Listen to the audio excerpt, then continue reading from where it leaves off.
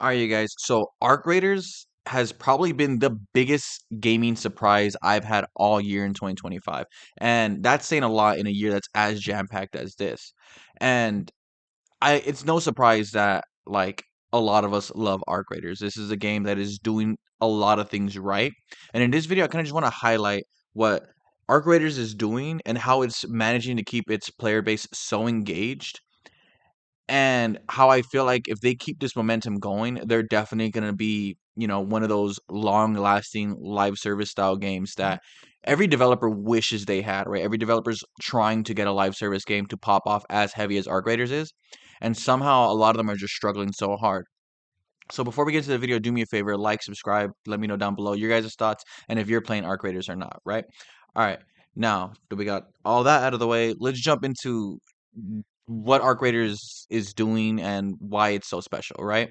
Obviously, we made a video earlier about why I really, really like this game. A lot of it is community based. A lot of it is like the player base that's kind of gravitated towards that. And obviously, Embark has created this environment to allow up communities to kind of grow in that type of way, right? Whether it's the PvP style players, whether it's the heavy PvP or heavy PvE areas, etc. Stuff like that, I think, is stuff that Embark had such a smart structure for when the game was built. But there's not a lot that Arc Raiders is doing that's significantly different, right? Like it's an extraction shooter, right? And we've had extraction shooters before, whether it's Tarkov or Duck or any of the other extraction shooters, right? Um, but none of those seem to like really hit the mainstream as heavy as Arc Raiders did.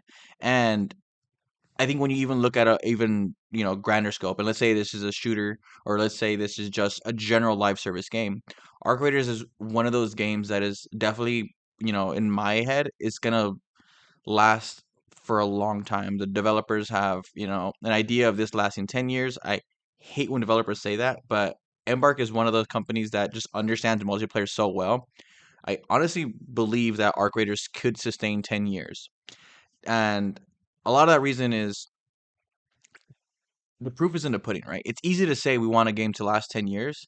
It's a different thing to keep like to your word, right? Arc Raiders released like 2 months ago, right? And in that span of time, we've had events, we've unlocked a new map, Stella Montes, we've created the Cold Snap update, and this, if you guys don't know, is like where everything like there's like different specific snowy maps like that kind of like rotate around, and that stuff is really really cool. Like I want to say like around the 90-hour mark, I was kind of starting to fall off, and I said, okay, like I had my fill of Arc Raiders. I was obsessed for those first 90 hours, and then afterwards, I moved on to play some other things, right?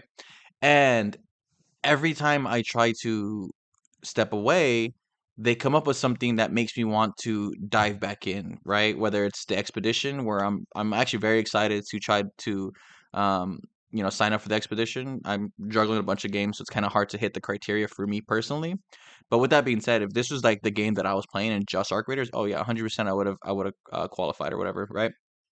But things like the expedition, things like the Cold Snap update are, I think, really, really cool ways that make me feel like I need to come back to Arc Raiders. Not do I want to, not do I feel like doing it. It's like, no, no, I need to do this, right? And that is what a lot of live service games, I think, fail is to create that like I need to be there to do this event. You want to be there for that event.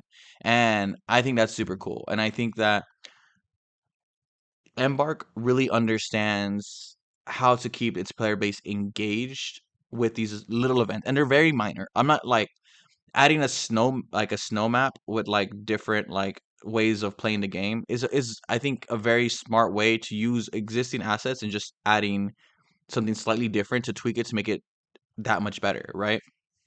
And whether I like the snow area is better than their, you know, regular counterparts, it's up in the air sometimes. Sometimes I don't feel like going to the snow because yeah, it is challenging.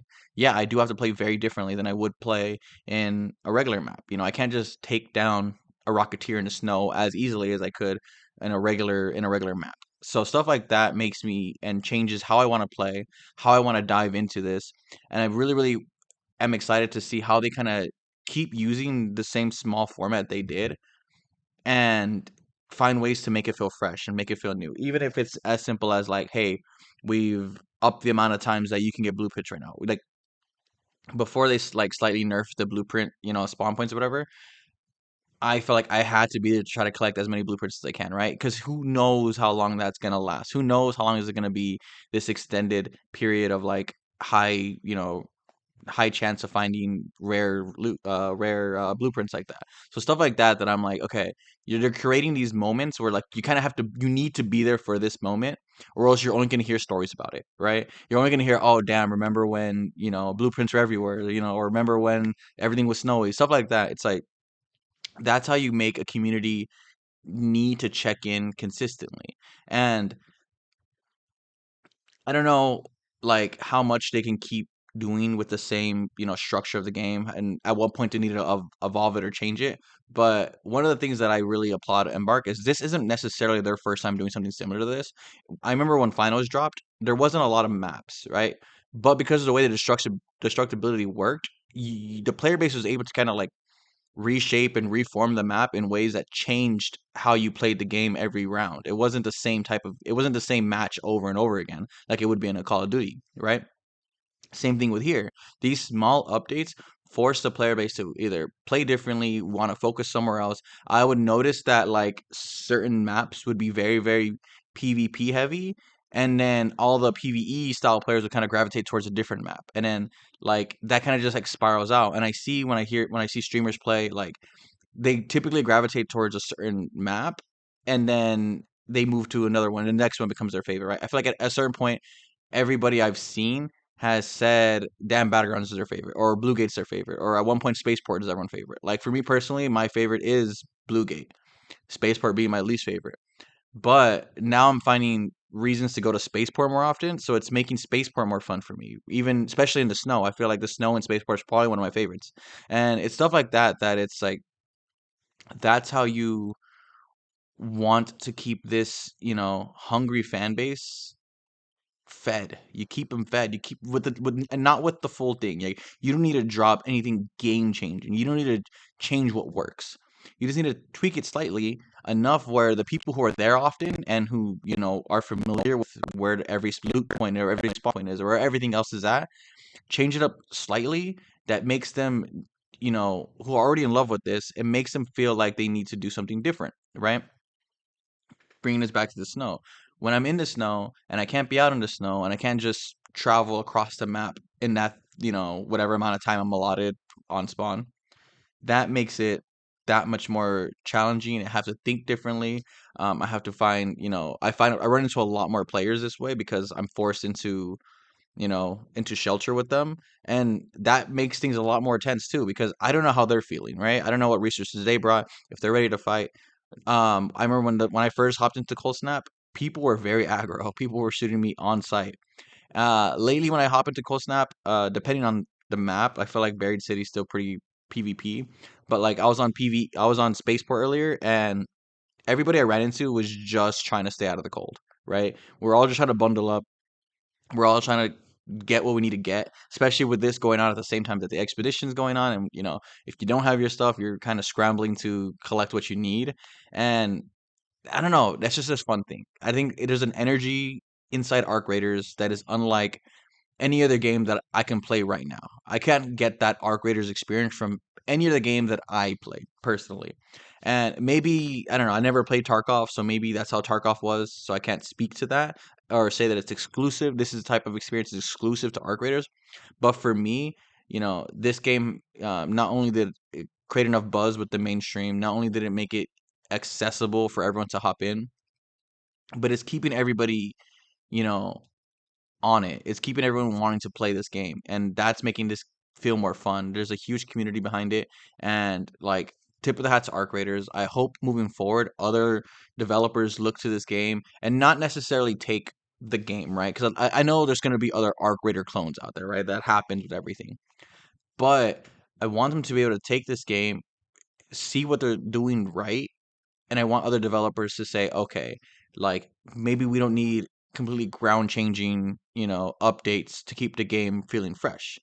It's the small tweaks that make these games feel more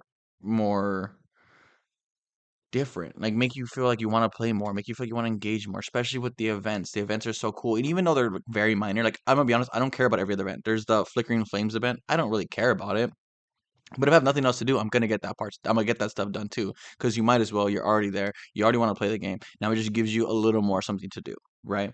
So hopefully, live service developers moving forward who want to create a live service game can look at what Embark is doing here with Arc Raiders and understand that when you have a solid structure of a game, right? Because first, obviously, you need that solid structure of a game. Once you have that and it works, it just takes a little bit of nudging and tweaking to make the player base continue to come back, continue to have something to talk about, continue to have conversations, continue to keep this game alive. It's a live service game for a reason. You got to keep it alive.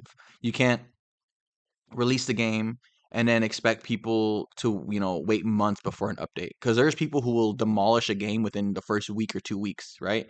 And yeah, it's kind of, I don't want to say it's unfair to expect the devs to be able to keep up with that type of pace, but again, Arc Raiders isn't coming out with new maps every month. They're not planning to come out with new maps every month. They're doing these small tweaks to the maps, doing these small, like, event rotations, doing these small little things to keep the game feeling like, we're alive in this. We're a part of this. It feels like the developers and the community are working together to keep this game alive, and that's super super awesome to see. I can't wait, and I hope this game lasts 10 years.